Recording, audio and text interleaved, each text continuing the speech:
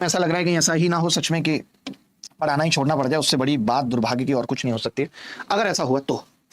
क्योंकि ये तो मान के चलिए कि सरकार और आयोग और एजेंसियां मिल करके आपके भविष्य के साथ कारोबार कर रही हैं, और ये एकदम 100% सच बात है। करप्शन की जड़ें इतनी गहरी हो गई हैं कि आप सोच नहीं सकते, सब लिप्त है। अभी कुछ मेरा दिल बड़ा करता है कि मैं कुछ फोटोग्राफ्स आप सबके सामने यहां रखूं और आपकी आंखें खुली की खुली रह जाएं, तब आपको समझ में आए कि किस तरीके से ये लोग आपके भविष्य के साथ खेल रहे हैं। और ऐसा नहीं है कि ये अभी से, अगर 2024 की कट ऑफ हाई गई थी तो इसके पीछे रिमोट एक्सेस एक बहुत बड़ा जो है रीजन था इसके पीछे की कट ऑफ इतनी हाई गई थी। आज इतने पढ़ने लिखने वाले बच्चे सेलेक्ट नहीं हो पा रहे हैं, इतनी मेहनत के बाद भी बच्चे सेलेक्ट नहीं हो पा रहे हैं, क्योंकि आयोग अलग अलग तरीके से, जो मेन प्रॉब्लम है रिमोट एक्सेस होके घर पे एग्जाम का खुल जाना, उस पे तो आपका ध्यान ही नहीं जा पाता। आयोग आपको उलझा देता है नॉर्मलाइजेशन में, आयोग आपको उलझा देता है गलत सवालों में, ताकि आपका सही प्रॉब्लम, सही जो भ्रष्टाचार हो रहा है उसकी तरफ तो आपकी निगाह ही ना जाए। तो बहुत ही तकलीफ की बात है। मुझे ऐसा लगता है कि जो लोग सीट खरीद रहे हैं, जो लोग सीट बेच रहे हैं, दोनों के ऊपर कड़ी कार्रवाई होनी चाहिए, और दोनों को एक ही जगह है जो मिलनी चाहिए, और वो है जेल। जब तक ऐसा नहीं होगा, लोगों के अंदर डर नहीं बैठेगा, तब तक ये सब चीजें होती रहेंगी। इससे अच्छा तो वो ऑफलाइन वाला दौर था कि कम से कम पेपर लीक इनको होता था, इनकी बहन को होता था, इनकी मौसी की लड़की को होता था। आज तो रिमोट एक्सेस इतने सस्ते पैसों पर बांटा जा रहा है जिसकी कोई सीमा नहीं है। तो बहुत दुख है, मुझे भी ये चीज का बहुत दुख है, और ये लड़ाई आप लोगों के लिए लड़ना बहुत जरूरी था, बहुत जरूरी है, और तब तक चलती रहनी चाहिए जब तक कि ये सब चीजें ठीक ना हो जाएं। आज आप देखते होंगे कि कितने डिपार्टमेंट ऐसे हैं जहां फाइनल डॉक्यूमेंट वेरिफिकेशन होने के बाद डिपार्टमेंट ज्वाइनिंग नहीं दे रहा है। आप मुझे खुद बताइए कि ग्रुप डी एमटीएस में ऐसा क्यों हो रहा है कि आपको ज्वाइनिंग नहीं मिल रही? क्योंकि इन लोगों ने 15-15 हजार रुपए में कॉन्ट्रैक्ट बेस पे लड़के पकड़ लिए। ये आपको रखना ही नहीं चाहते। अगर आपको रखना नहीं चाहते तो भैया आपने फॉर्म क्यों निकाला था? यूपी की जनसंख्या लगातार बढ़ रही है, और क्या यूपी में क्राइम रोकने के लिए, व्यवस्था बनाए रखने के लिए पुलिस की जरूरत नहीं होती होगी? तो क्यों और पुलिस नहीं आ रही है? हर साल लोग रिटायर हो रहे होंगे, बड़े बड़े अधिकारी आपको पता भी चल जाते हैं। आज डीजीपी साहब हटे, नए डीजीपी साहब आए, तो क्या पुलिस वाले रिटायर नहीं हो रहे होंगे? और अगर रिटायर हो रहे हैं तो क्या अब जनसंख्या बढ़ने के साथ पुलिस कम की जरूरत पड़ रही है? नहीं। तो आखिर वो भर्तियां कहां जा रही हैं जो 2-2, 3-3 साल बाद आ रही है? आप बताइए मुझे। और आप तो ये सोचते हैं कि भर्ती आ नहीं रही, भर्ती की जरूरत तो हर साल पड़ रही होगी। हर साल इनको इनकम टैक्स इंस्पेक्टर्स की जरूरत पड़ गई होगी। अभी कोई ऐसा एआई तो आया नहीं है जो पुलिस का काम कर ले कि कोई क्राइम करेगा एआई पकड़ लेगा उसको हाथ कि भैया मत करो ये। तो ये सिस्टम कितना गहरा हो गया है, इसकी जड़ें कितनी गहरी हो गई हैं, आप नहीं सोच सकते। और जो लोग इसके बचाव में आ रहे हैं, आपने देखा कि जब नीट के एग्जाम पे उंगली उठी तो प्रधान साहब कैसे आके, शिक्षा मंत्री साहब सबसे पहले आके बोले कि कुछ भी नहीं हुआ है, लोग ऐसे ही चिल्ला रहे हैं। कौन है ये लोग जो आयोगों का बचाव करने आ जा रहे हैं? इन सबकी मिली भगत है भाई। ये सब देश के युवा, उनके भविष्य, उनके सपनों को बेच डाला इन लोगों ने। आज हम लाख कहते रहे मोदी जी बहुत अच्छे, मोदी जी बहुत अच्छे, अरे खाक मोदी जी अच्छे। अगर आज बाईजूस बर्बाद हुआ है तो ऐसा नहीं है कि सीईओ बहुत अच्छा था, उसकी इथिकल वैल्यू बहुत अच्छी थी, लेकिन वो टीम नहीं बना पाया अच्छी। ऐसी अगर एक कंपनी आज बर्बाद होती है तो उसके डायरेक्टर्स जिम्मेदार हैं। अगर एक देश गलत रास्ते पे तो उसके प्रधानमंत्री जिसके हाथ में देश सौंपा गया था वो जिम्मेदार है कि वो क्यों ऐसी टीम नहीं बना पाया था, क्यों उसके कानों तक ये जू नहीं रहेंगी थी। क्या पिछले 11 साल में हम मोदी जी के पास एक बात ये नहीं पहुंचा पाए कि एग्जाम लगातार लीक हो रहे, एग्जाम में भ्रष्टाचार है? उन्होंने चाहा ही नहीं, उन्होंने मनसा दिखाई नहीं कि बच्चों के लिए, युवाओं के लिए यह चीज सोची जाए या खत्म की जाए। आज सोचिए कि एक सेंटर पे 250-250 के सेंटर पे 25-25 लोगों का एग्जाम अगर बाहर बैठ के सॉल्वर्स देंगे तो कहां से आपका सिलेक्शन होगा? पढ़ते रहिए आप लाख। आप तो जीके की तैयारी करते हैं ना कि मैं परमार सर के यहां जीके की तैयारी करता हूं, मेरी जीके बहुत अच्छी है। कितना कर पाते हैं? 25 में 70 है ना। यहां तो वो 25 में 25 कर रहा है इंटरनेट देख के। आप कहां कंपीट कर पाएंगे उसके साथ? और वहीं पेपर अगर मुश्किल आ गया तो आपके 25 में 11 और वो 25 में 23-24, क्योंकि उसको तो इंटरनेट से करना है, चैट जीपीटी से पेपर करना है। कैसे आप कंपीट कर पाओगे? क्या फायदा ऐसी तैयारी का? क्यों करें हम ऐसी तैयारी? बताओ आप मुझे। आज हम भी पढ़ाने आते हैं, हमारे मोटिवेशन की ऐसी तैसी हुई पड़ी है।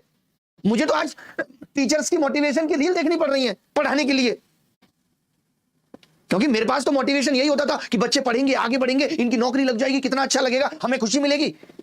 पहले फॉर्म निकाल दो, फॉर्म के बाद घंटों तक, महीनों तक, सालों तक एग्जाम नहीं होता, एग्जाम हो जाता है तो उसका रिजल्ट नहीं आता, रिजल्ट आ जाता है तो उसके डॉक्यूमेंट वेरिफिकेशन में अलग तरीके के झोल है, वो भी हो जाए तो आप कह देते हो कि वैकेंसी भर गई है, जैसा आपने ग्रुप डी रेलवे में किया। इतने सारे बच्चे आज शादीशुदा, 2-2 बच्चे, उनको जीवन चलाना मुश्किल हो रहा है, क्या करे बच्चा? आज मैं ये रिजल्ट देख रहा था कि कितने सारे कोर्ट केस में इतनी सारी भर्तियां उलझी पड़ी हैं, और हमारे लिए क्या यह सौभाग्य की बात है कि हमारी हर भर्ती कोर्ट तक पहुंच जाती है? ये देश के लिए गरिमा का विषय है, ये देश का स्वाभिमान है। बताइए, गलत कह रहा हूं तो?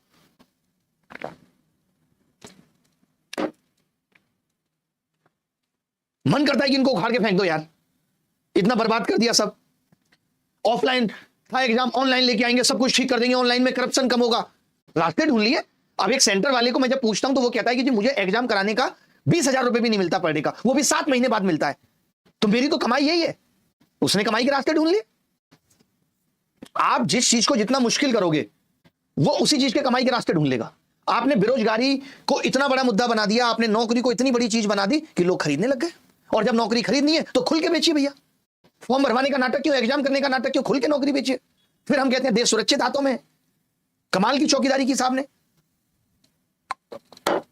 मैं क्लियर बोल रहा हूं, अगर यही हाल रहा मोदी जी, अगर मेरी आवाज आप तक पहुंच रही है तो मैं भी छोड़ दूंगा पढ़ाना। हम बच्चों से भी एग्जाम बॉयकॉट करा देंगे, सबके आधार कार्ड में नाम बेरोजगार लिखा देंगे, सबका टाइटल शर्मा, पांडे, द्विवेदी, वर्मा और जो है गंगवार होगा ही नहीं, अग्रवाल, सबके में होगा बेरोजगार बेरोजगार बेरोजगार। और क्या करेगा आदमी, मजबूर कर रहे हो आप।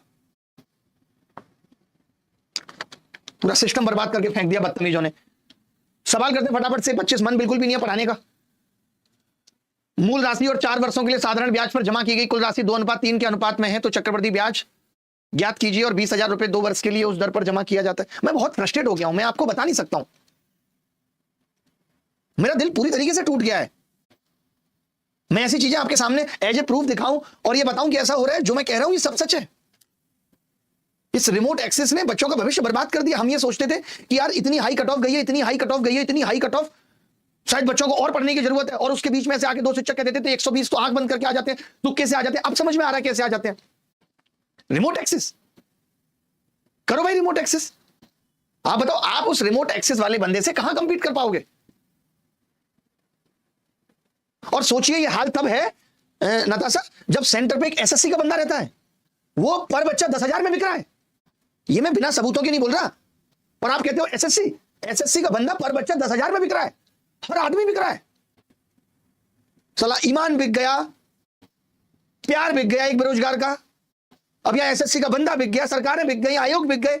जब सब कुछ बिकना ही था तो बच्चा क्यों तैयारी में आता, वो भी कहीं पैसे कमा के खरीदने की जुगाड़ में लगता। अरे एग्जाम पोस्टपोन हो गया सीजीएल का, उसके बाद क्या होगा। जिस वेंडर को इन्होंने दिया है वो क्या हल करेगा, आप मुझे बताइए। वो तो दूसरे नकली लोगों को एग्जाम कराने का ठेका दे रहा है। उसको मतलब नहीं आपका एग्जाम अच्छा हो या नहीं हो, उसको मतलब नहीं आपका माउस काम कर रहा है, कीबोर्ड काम कर रहा है, नहीं। उसका सीधा टारगेट है कि मेरे को तो यहां से 50,000 करोड़ 1 लाख करोड़ पैसा बनाना है, बस उसका टारगेट ही यही है। उसको काम ही ये दिया गया है। ये टेंडर लेने के लिए टेंडर कंप्रोमाइज हुआ है, शर्तें बदली गई हैं। जो शर्तें पहले टेंडर की होती थी उन शर्तों को बदल के, ताकि इस कंपनी को टेंडर दिया जाए। इस कंपनी को टेंडर तो पिछले साल भी मिल जाता, लेकिन इसके फाइनेंशियल्स उतने अच्छे नहीं थे, तो इसको एक और फाइनेंशियल ईयर दिया गया कि तुम अपने फाइनेंस ठीक कर दो, अगले साल टेंडर तुम्हें देंगे और तुम खेल करना, नंगा नाच करना। और वो कर रहा है। एसएससी को 1 रुपए की शर्म चेयरमैन की आंखों में आपको दिखी हो कि 59,600 बच्चों का इनको री एग्जाम कराना पड़ रहा है, और ये उसके बावजूद भी उस कंपनी के साथ कंटिन्यू कर रहे हैं कि सीजीएल भी इससे कराएंगे। इसका एक ही समाधान है, मैं आपको बता दूं, टीसीएस के भी केवल वही सेंटर ठीक थे जो उनके खुद के थे, क्योंकि उनको डर था कि ये बात हम पे आ जाएगी। जो सेंटर वो भी खरीदते थे ना, उनमें भी तमाम तरीके का झोल था। ऐसा नहीं कि सारे सेंटर बदल गए, बहुत सारे सेंटर तो वही है जो पहले टीसीएस के अंडर काम करते थे, काम मतलब स्कैम करते थे, आज वो एडिक्विटी के अंडर स्कैम कर रहे हैं। तो ये तो एसएससी को देखना था। आज हम डिजिटल इंडिया की बात करते हैं, आज हम उस दौर की बात करते हैं कि हम झट से पकड़ लेंगे कौन गलत कर रहा है।